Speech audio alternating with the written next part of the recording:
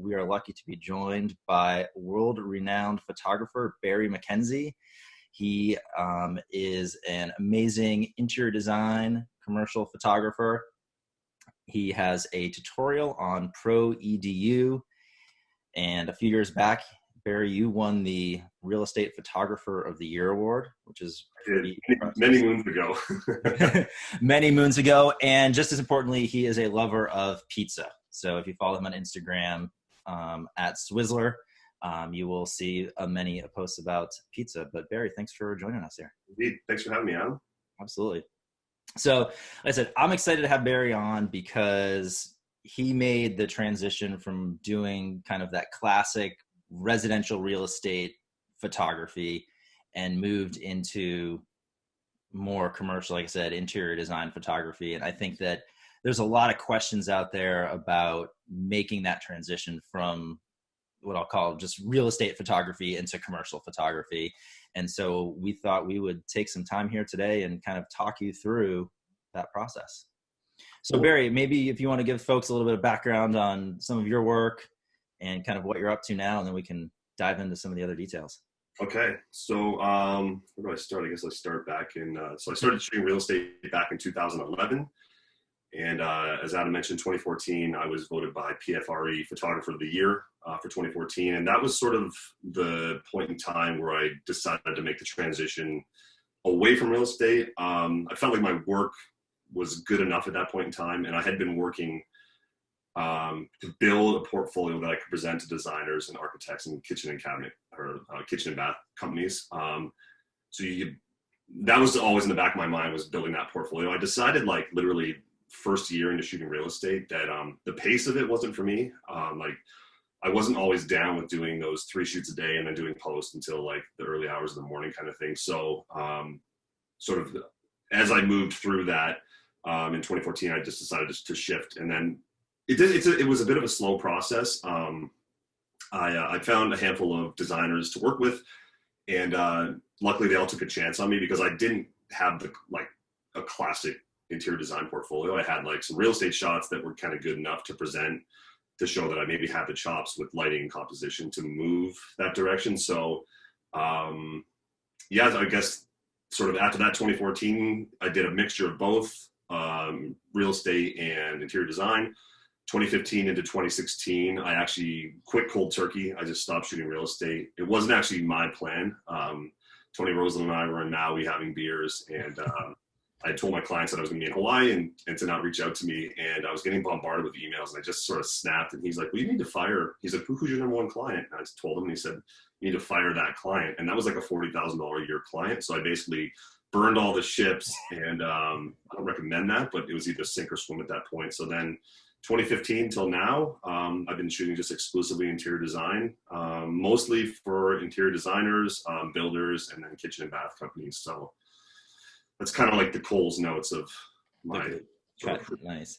Yeah. And I mean, and for folks who go to your website, I mean, your portfolio now is absolutely ridiculous. I mean, the way you compose the shots, and I mean, you just have such a good artistic view. I mean, some of the shots that I was looking at the other day, you just show just like one burner of the stove, on like a vertical shot. And so it's like you're kind of teasing what's kind of coming next in the shot.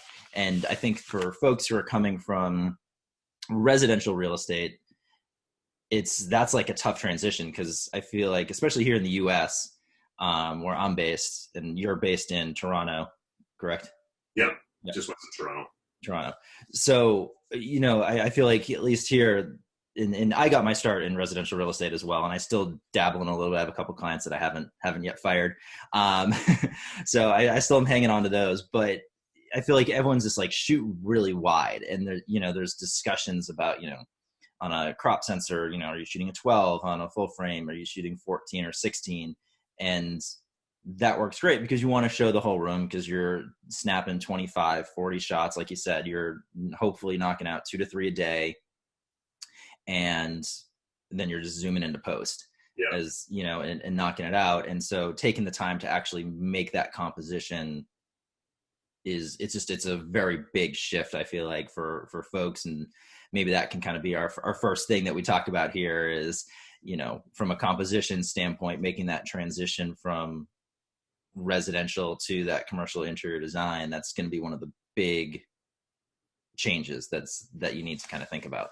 Absolutely. Yeah, because it's a different, I mean, generally most of what I shoot now is being used either for portfolio or contest entry or for like print ads or other things like that, right? So that's generally that's a description of a commercial photographer, is creating images that are going to be used to generate revenue, right? Whether that's through advertising or whatnot. So it's a different, I mean, the knee-jerk reaction with real estate is to stand in the corner with the widest lens you have and just capture everything, right? But I mean, that's not going to fly with interior designer.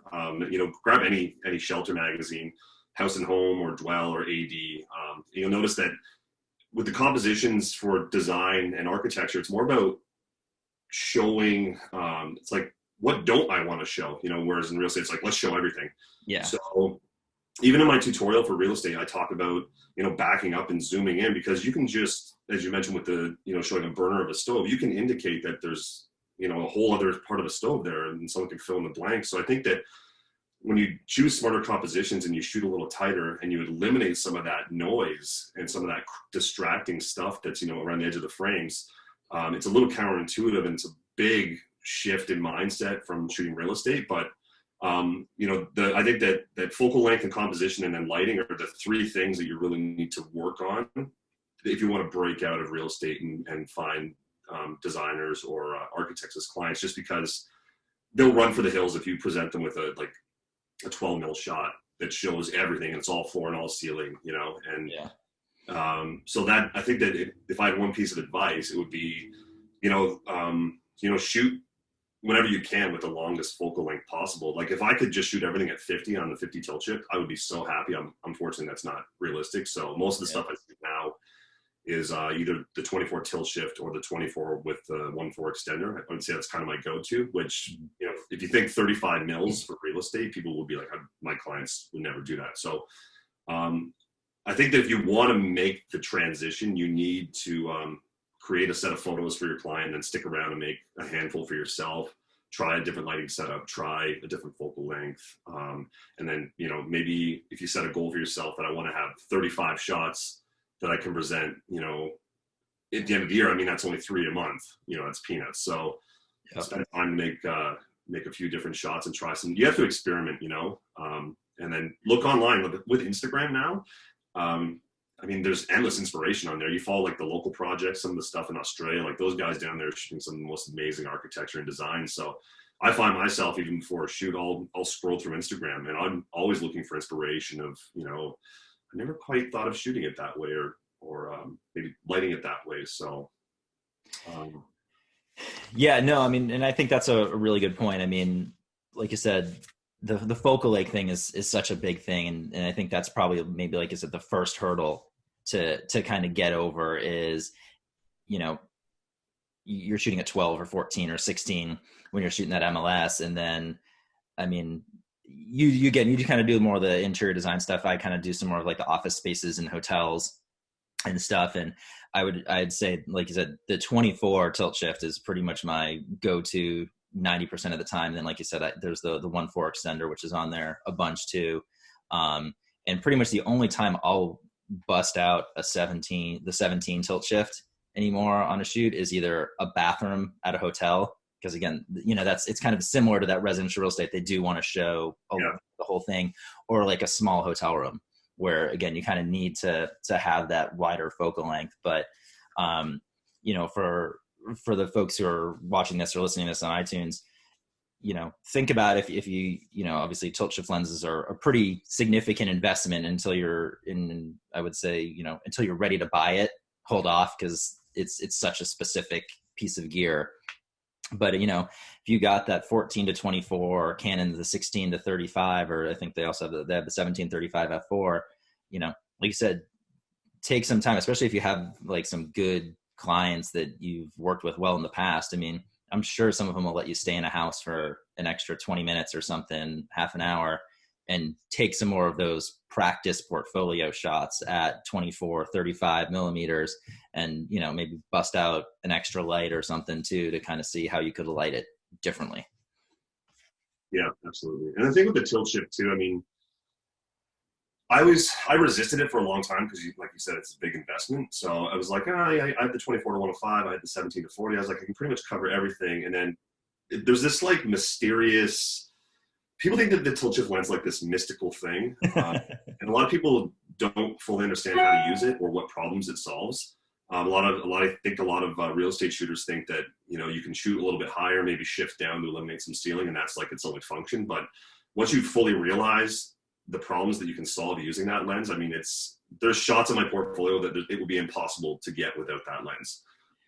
But so being able to shift like diagonally and stuff like that. I mean, yeah. Yeah. So, and then there's also a lot of people that overdo it. They'll shift it all the way down. And then you're introducing obviously optical issues with CA and vignetting and that type of thing. So you need to use it carefully, and you need to know what sort of problem you're actually trying to solve instead of just setting up your camera, shifting down, and then firing off shots. So I think that slowing down and like truly analyzing objectively, what am I trying to show? And then again, it's all about what maybe you don't want to show, and the tilt shift lens can sometimes allow you to keep that original composition. You can shift your focal or your field of view over to eliminate some distracting things, or to pick up a little bit more of the stove or the window or whatever you want to do. So yeah, they are indispensable. I couldn't work without them, but you don't need it to build that original portfolio if you want to transition out of shooting just high volume real estate. Okay, yeah, that's a great point. All right, so we talked about focal length, which is good. I think one of the other things, probably especially for you with working with interior designers, is just like how much time is spent to set up a shot and get everything framed and absolutely perfect. Because I mean, again, if you're shooting 2 or 3 houses a day with residential real estate, I mean, you're probably in a house for what, an hour-ish, plus or minus, depending on travel time and how many images you're delivering. Whereas you probably can spend an hour just setting up a shot in some cases and getting the framing absolutely perfect. And then maybe 10 minutes actually taking the shot and getting, adding in your light.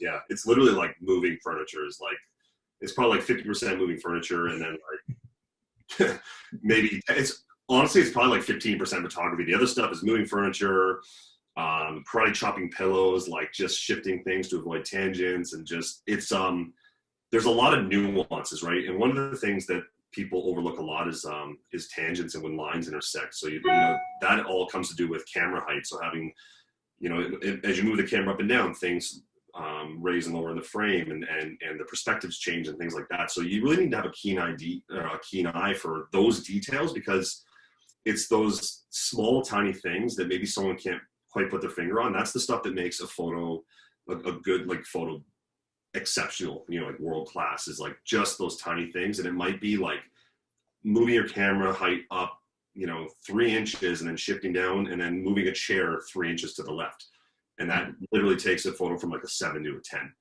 And that doesn't happen overnight. That takes a long time to be alert and to be like, when I compose stuff with a designer, we choose the general composition together, and then we start to shift things around the frame. And my eye is bouncing around the frame, always looking for tangents, overlaps, intersects, and that kind of thing. So, that takes years. I mean, it takes a really good trained eye. And now, because my eye is trained, I can look at any photo and I can spot barrel distortion or missed verticals or missed one point or tangents or intersects. Like it happens so quickly, once your eye's trained for that. So, but definitely that takes some time, and it's, even when you're learning, it might take you like 90 minutes to compose the perfect shot, but it is what it is. And if you put in the time and the effort, it only gets easier and easier as you get better at it. Mm-hmm.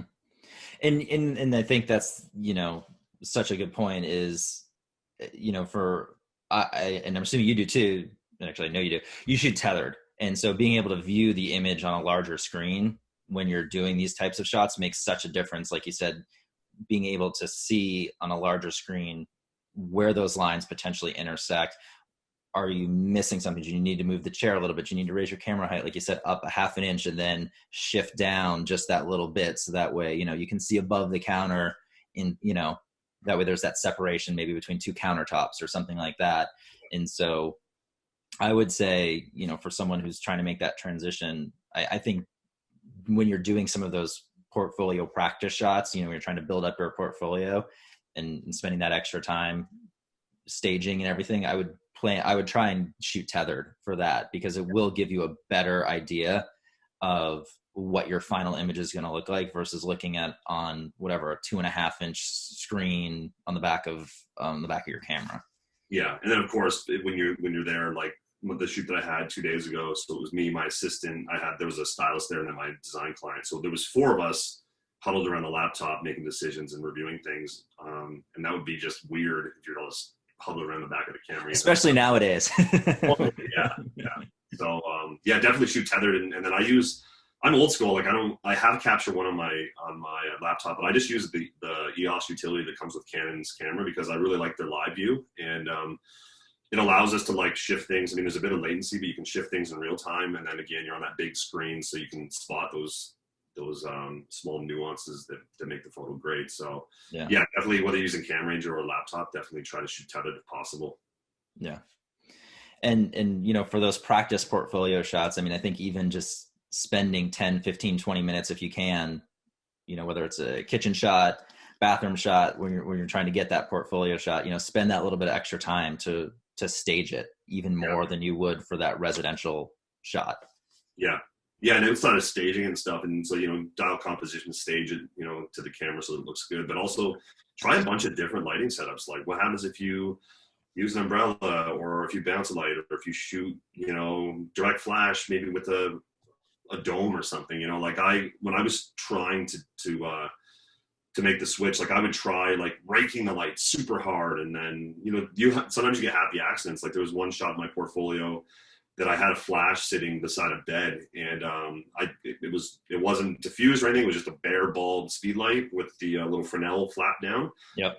Popped it, and it like shot this like crazy ripply hard light across the bedspread, and I was like, damn, that's ridiculous. And then that's something I use all the time now. I'll use just a kiss of hard light, and then I'll just mask that portion in, or I'll feather it in with a gradient or something. But you'll find happy accidents, or you'll find a lighting, you'll unlock like a lighting setup that changes your whole style and your whole flavor, so I'm very much about like really directional light. And that's also another change from real estate. I find a lot of real estate is either shot with, a speed light in the hot shoe, and maybe they bounce it off the ceiling, but the overlit foreground is a dead giveaway for a real estate shot. The wide shot with the overlit foreground, think if you're shooting a bed, a bed comes to a corner. Generally, that's the way people shoot bedrooms. It's not like very often that someone will do a vignette or something like that for real estate. You're shooting usually from the corner. And when those two corners meet and the top of the bed meet and everything's overlit there, I mean, it's so flat. It should have a contrasting edge with it. Assuming the window's on the one side of the room, the other side of the bed should be in shadow, and then the foot of the bed should be a little bit brighter, and then the top of the bed be brighter still, right? So you get that shape and that dimension and that volume, which is usually missing from real estate unless you understand lighting and how to do it well. Yeah. And I did want to talk about kind of flash and stuff like that, and kind of how your lighting techniques have maybe changed as a part of that transition. Because like I said, I feel like real estate, especially, I think the popular thing is the flambient method. You kind of do one or two quick little flash pops, maybe pointed at the ceiling, like you said. There's not as much thought that's given to not only what is like the natural direction of the light, but like what would look good with the space. Exactly.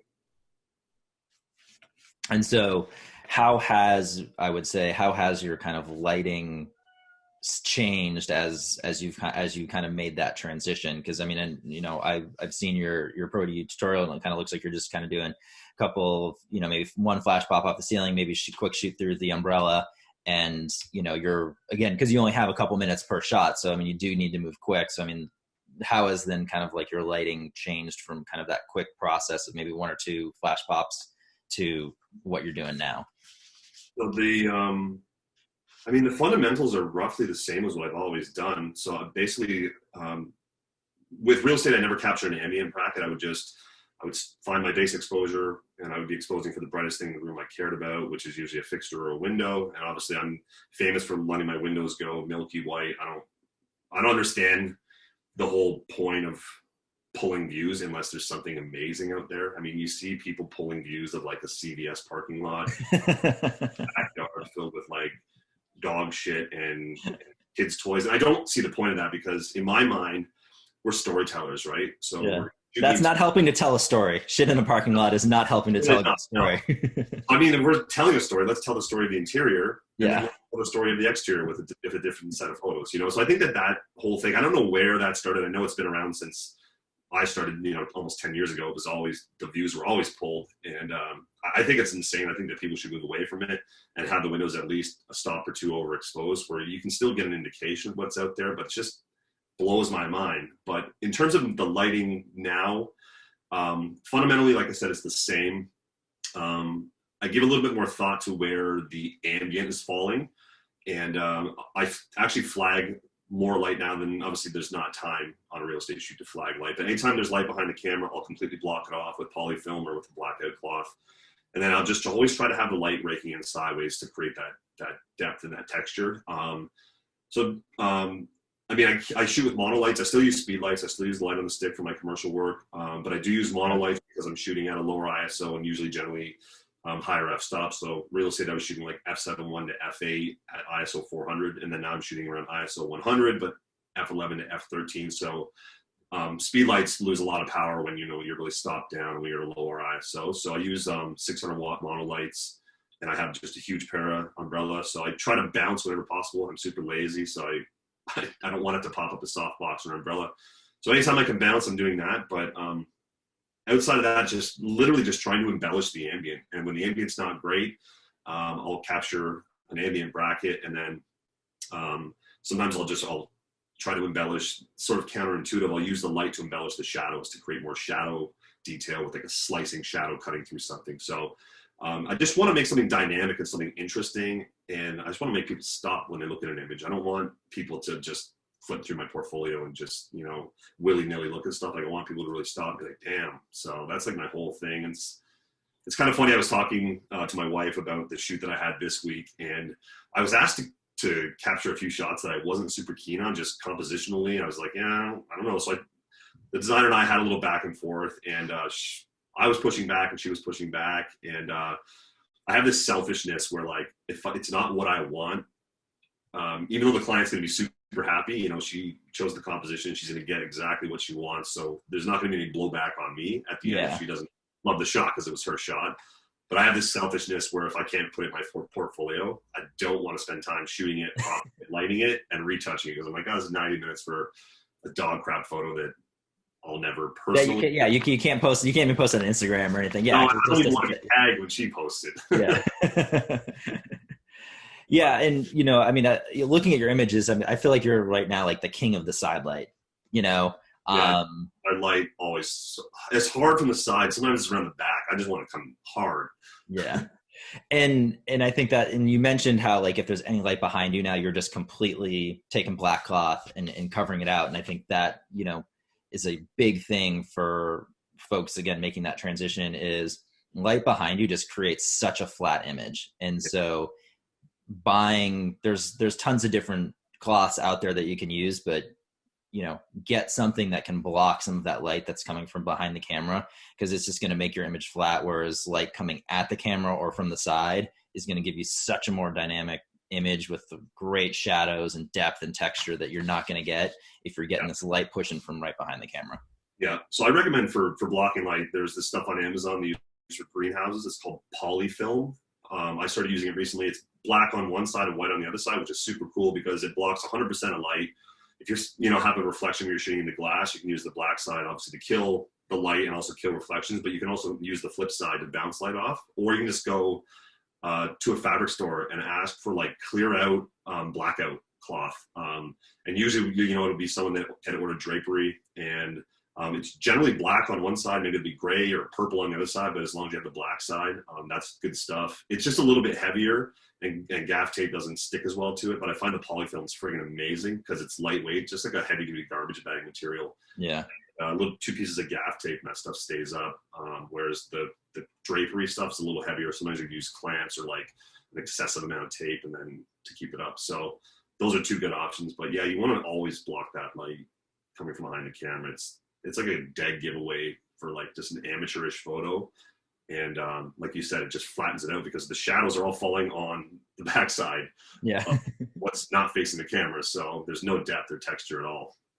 Yeah. And not only are you losing that depth and texture too, but your colors then I think kind of fall away as well. And especially when you're shooting for interior designers and architects and all these people, a lot of times colors were chosen for a reason. And so you want to be able to accurately recreate those colors, and managing the light with flash and blocking some of that ambient light is going to give you that control that then you can blend together in post. So that way your colors are accurate and meet what the expectation of your client is. Because again, they pick that color and that fabric for a reason. So you really want it to pop. Exactly. Yeah.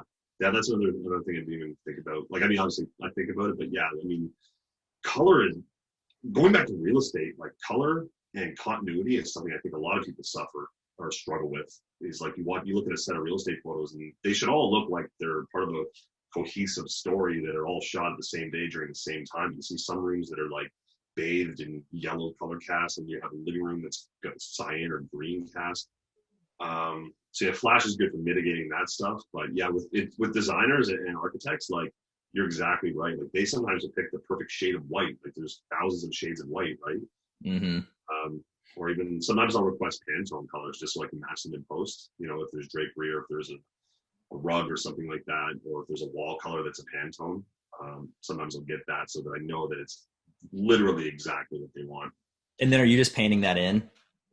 Yeah, so I'll get it as close as I can in post. And I'll just bring up the swatch of the actual Pantone into the document, and I'll just sample that color. And I won't do it at 100% opacity, but I do a lot of color layers where I'll just, fill a blank layer, mask it in, and then set the blending with the color.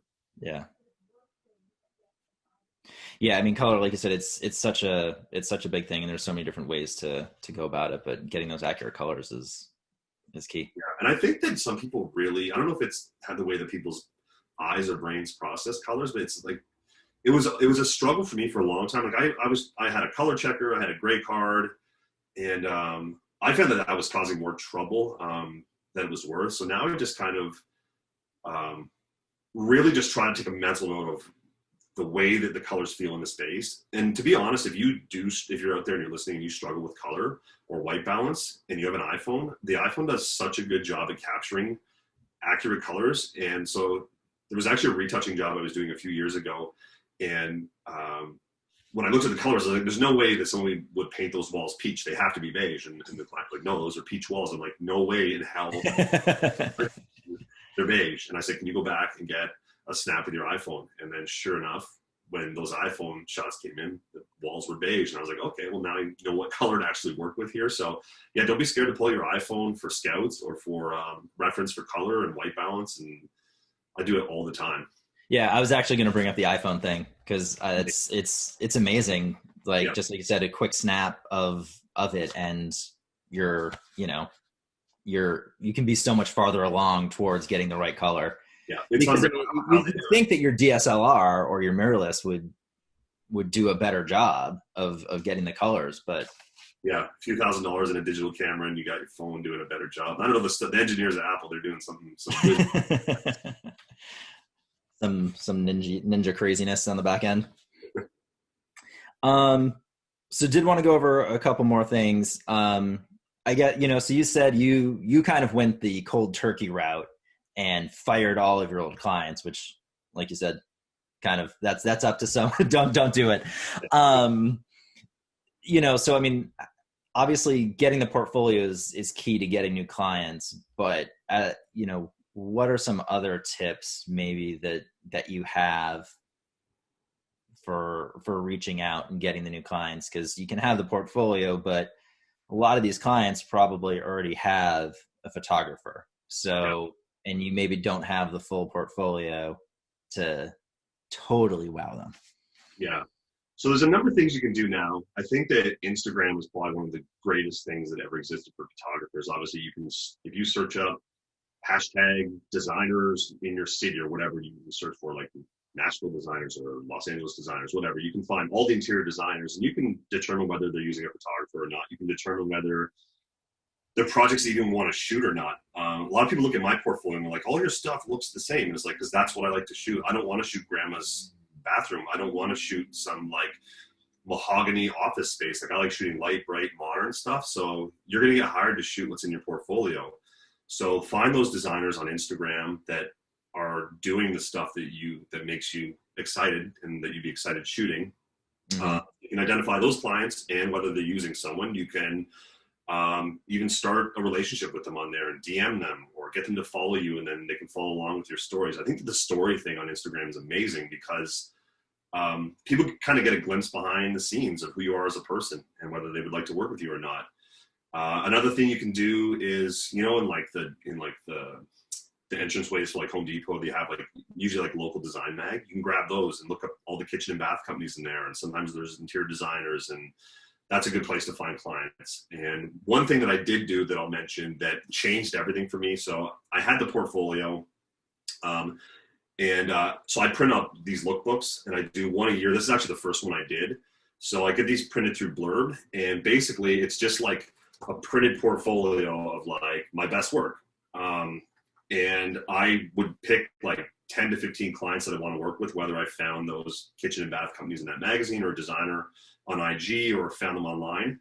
And I would get this in their hand, ideally in person, not as a sales pitch, just as like, we've been shooting a lot of cool stuff the last year. And this is sort of, a snapshot of the fun projects we've been working on. And then people are going to skip by an email, and no one's going to stop and be like, oh, read your email and look at your portfolio. We get spam. Everybody gets spammed 1,000 times a day. So you need to stand out and get this into someone's hands. And because it's like a really nice piece, like this one's like, I think this one has like 60 photos in it. You can just, if you get it in their hands in person, you can be like, here's the lookbook and whatnot. And it's just meant as a conversation starter. There's no sales piece to it at all. And generally it will bring that question up like, oh, these are amazing, what does it cost? And then you can get a rate sheet in their hands. But they initiated that. It wasn't like you were doing a hard sell. Yeah. It's not like a cold sell because you warmed it up. There's a bit of a relationship and a bit of a rapport going on, and they've got the book, and it's slowing them down. So if you can, my best advice is to find 15 or 20 clients you want to work with and print out a portfolio. I'm not talking a pamphlet. I'm not talking like a little postcard, but an actual book. You're not going to FedEx Kinko's and you're not going to FedEx. Yeah. So you're, and so where is yours from again? Blurb. So they have a brilliant, their own, you can use it, I think InDesign, but they have their own software called Bookwrite, and you can basically just plug in all these different templates. You can choose your paper quality. So these are the ones that I get are actually called the magazine. Like they have photo books, but these are the magazines. And they're about like $10 a piece. Obviously there's volume discounts, and you, again, trying to get it directly into somebody's hands, you can save on postage. But when I can't do that, if there's somebody out of town that I want to work with, I'll put them in like a rigid mailer and I'll send them out. And with a little note that just says, hey, this is my new lookbook. I hope you like it, kind of thing. So again, there's no sales. There's no scummy salesness attached to it. Yeah. I mean, you're hoping your work is going to speak for itself. And then, hopefully they're so wowed that they're like, then they call and ask for that rate sheet. Exactly. And who's printing out a book and sending a book? Nobody's doing that. It's very rare that somebody's going to, number one, take the time to design a book, have it printed, and either mail it out or get it into someone's hands. Like that shows that you are, you're serious about it. You're putting in the effort. And I think that people are like, wow, like this guy didn't just send an email. He printed a damn book for us. Yeah. So try it out. I mean, it works. I can tell you that my first round of those, I got 100%, success with like having a meeting with those clients. I didn't land them all, but it was 100% conversation starter. Here's my rates. This is what I can do for you, and that kind of thing. So they work amazing. Well, and I'm sure, it pays for itself pretty quickly, probably. Like you said, I mean, so, I mean, I think that makes a good transition now into kind of your rate sheet and your pricing. So, I know there's a lot of different pricing out there for kind of that residential real estate shoot based on markets and everything like that. But then when you're making that transition to commercial work, you're now taking into a lot of different things into consideration. There's more time that you're spending on site. You're probably spending more time on post as well. Yeah. And then you got to think about the licensing fee. So you kind of have that creative and licensing piece that you need to, take into account as you're building out your rate sheet. And so it's going to be significantly more than what you were charging for, again, a residential real estate shoot. Yeah. Yeah. So obviously real estate, you survive based on volume. If you're just shooting one house a day, you'll never make it unless you're in a crazy market where you're charging $1,000 or whatever you're charging.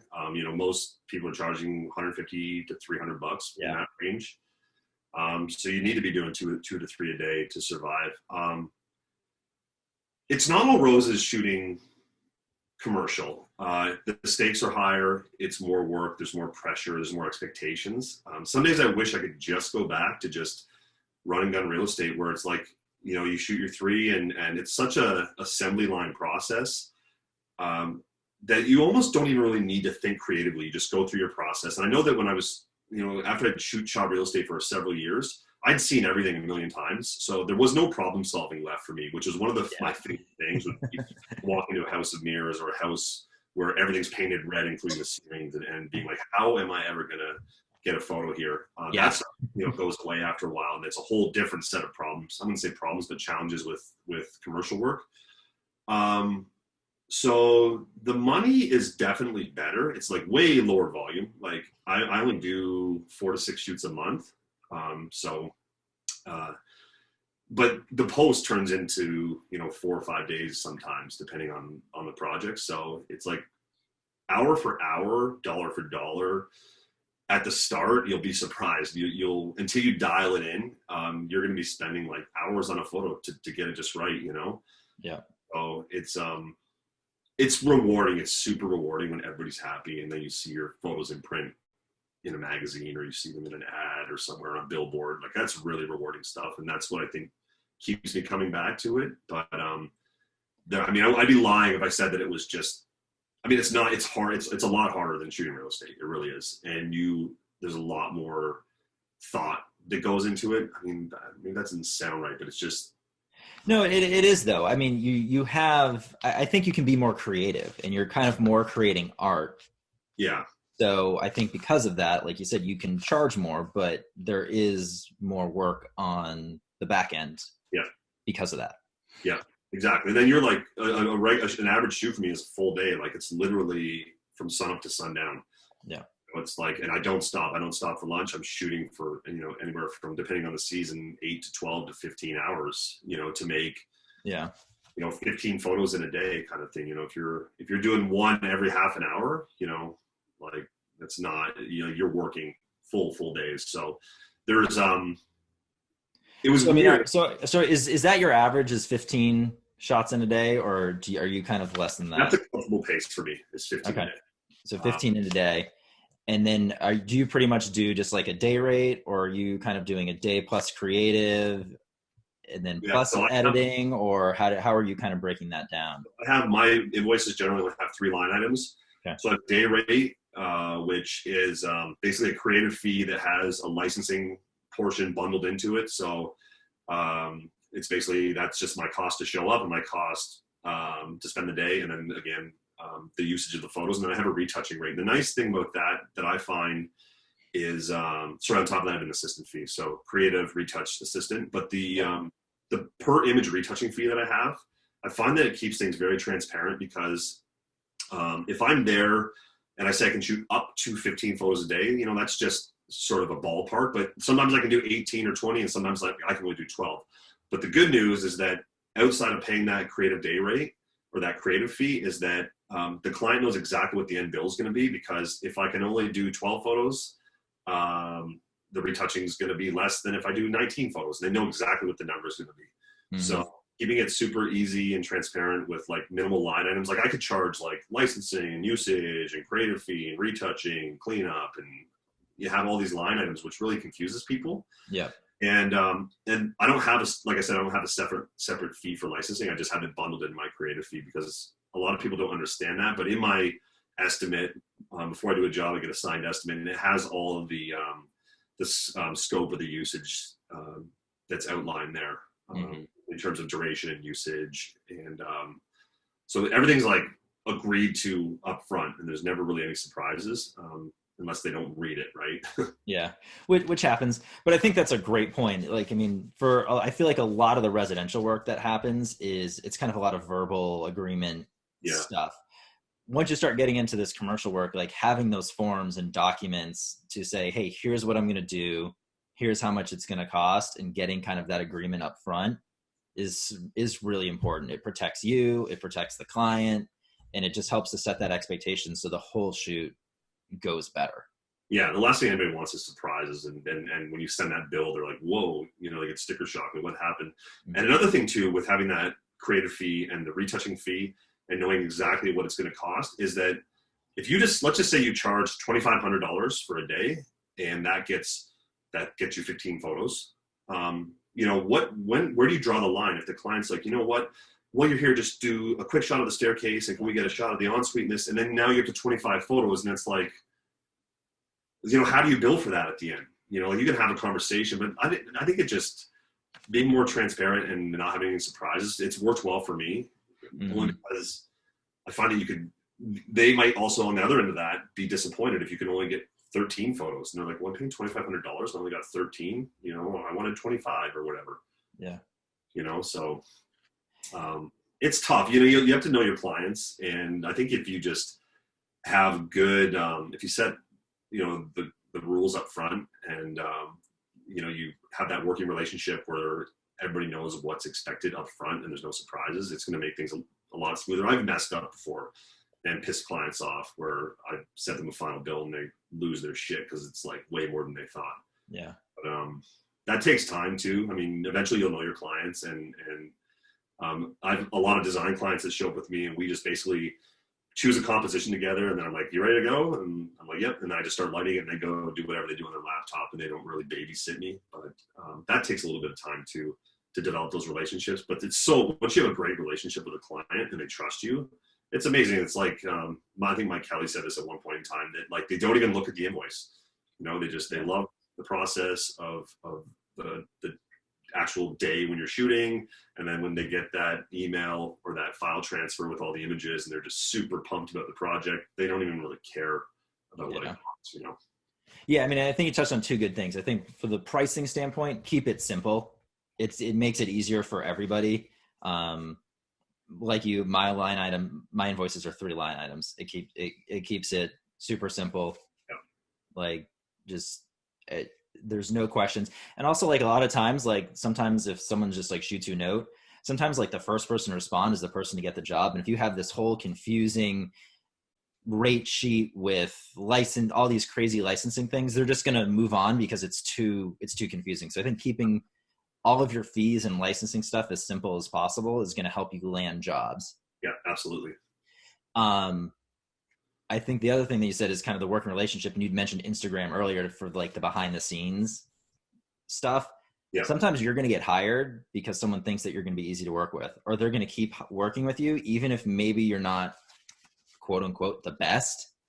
There might be someone who they've worked with that maybe delivers maybe a style a little bit closer to what they want, but they'll still come back and hire you because you're easy to work with.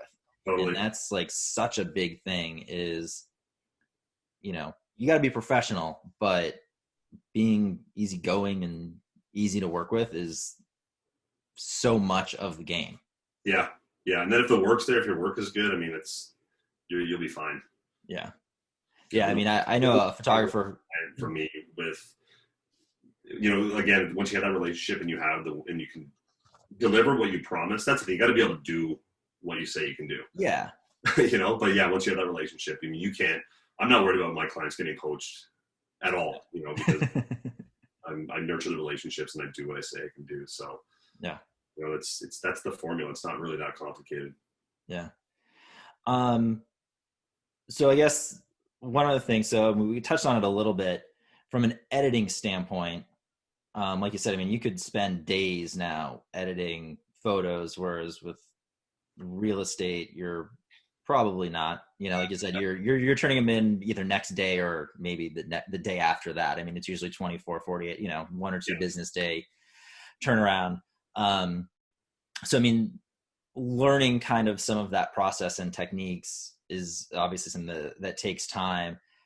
what are some kind of resources that have helped you that, you know, people could go out and find to maybe really take some of their editing and post-processing work kind of to the next level?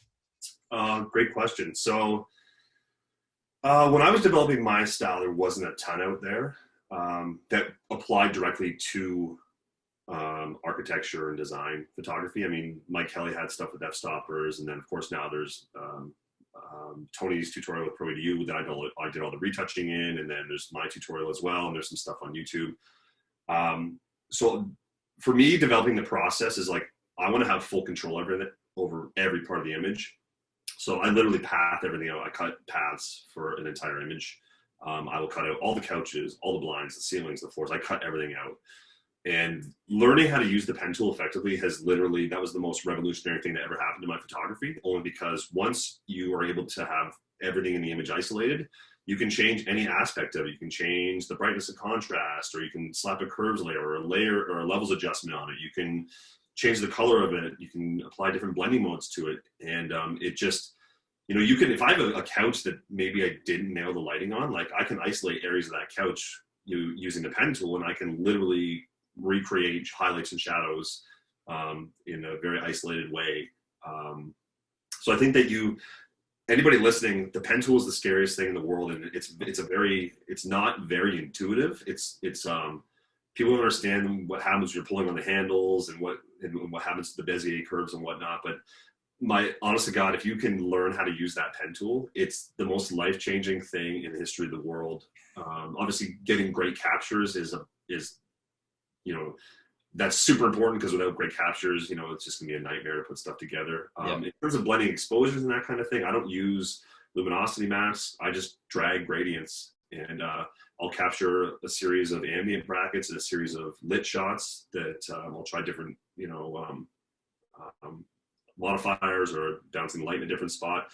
And then I just drag low opacity gradients that have a white foreground, transparent background, and I can build up the exposure, and it's very natural. It creates little pools of light, pools of shadows that as you drag these gradients at different sizes, they build on each other, and then it looks very natural how light would fall in a room. And same thing applies to like adding color to something or taking contamination away from something. So you really need to you have to understand. I mean, Photoshop is a super powerful program. There's a million different ways to do things with Photoshop, but I think you know, understanding how curves work, not only for controlling brightness, contrast, and overall exposure, but also learning the different channels for colors and how those affect an image is important. I use the hue saturation layer a lot to decontaminate portions of the image, and then if you don't know about masking, obviously that's kind of like ground zero is learning about masking. So it's some of the resources for me. Florin obviously has been huge. Aaron Ace is a master. Pix Imperfect is another one that I check out a lot. There's also PTC, the Photoshop training channel, with the guy's name. So those are the three that I will look at to tackle like issues that are not specific to real estate or architecture, but like sort of almost like global, like what's the word I'm looking for? It's kind of this Photoshop, like some of the nuts and bolts of like Photoshop kind of exactly stuff. Yeah. So there's those are three of the best resources.